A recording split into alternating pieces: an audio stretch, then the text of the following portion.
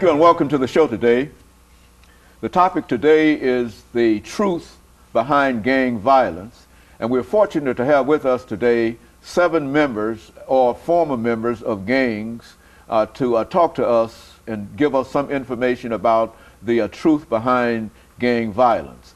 On this first segment, we have Mr. RBritton and Mr. DHall, both members or former members of gangs, and they're going to at least lay down the foundation in terms of what we are trying to accomplish today. Let's start off with you, Mr. Britton, by having you to give us some information about your background, your situation, and then, of course, Darius will give us similar kind of information. Then we'll have an opportunity to make a few statements, and then we'll have our second segment. Let's start with you. Well, first of all, thank you for having us again on your show. And I'm 22 and grew up in a single-parent home. And, you know, I had a great mama. She raised us right. Kept me in church and all that kind of stuff, but somewhere down the line I got caught up, got introduced to gang life. You know, I lived that life for some time, a long time, and somewhere down the line I was able to flip over and to start doing something positive and making money legit wise. And so with my organization, Gals to Start, what we do is we go after those youth who are at risk, or what the society say at risk, those who are active gang members, and try to show them another way how to be a gang member, but you don't have to be about violence or robbing or doing anything like that. And our first approach is not to try to tell them to get out of a gang. That is not our approach. Our approach is to simply change their behaviors and change the way they think, and let them know what real gang members do and how it was originated. And so today I've brought 6 active gang members with us to just let the community know, you know, from active gamers, from their minds, what is supposed to happen. Very good. And of course, Mr. Hall, why don't you give us a little information in reference to how you became involved with what you're doing now? Well, as Mr. Britton stated earlier, I was raised in a single-parent home. She was a great mother, and I didn't join as a result of her being a single parent or my father not being there. It was just that, like he said, I went down the wrong road and it was my choice. And I guess you could say it was like me becoming a product of my environment. And I mean, it was a choice I made, and it's not a choice I regret. And being that the topic is about the truth behind gang violence, I'm here to say that all people who are in gangs are not what the media portray us to be.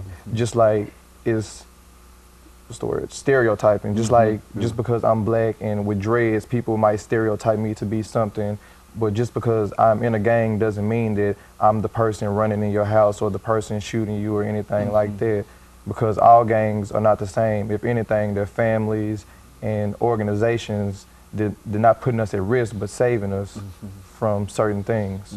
Very good. And of course, I think that the persons that you have with you have, in a real sense, sort of at least indicated a change in terms of what they've been doing, at least this stereotypical kind of thing that gangs are involved in. Is that what we would say? Yes, sir, that's definitely what we would say. And these young men that are here with me came to my facility looking for help, looking for another way. They have the desire because they notice what's going on in the communities.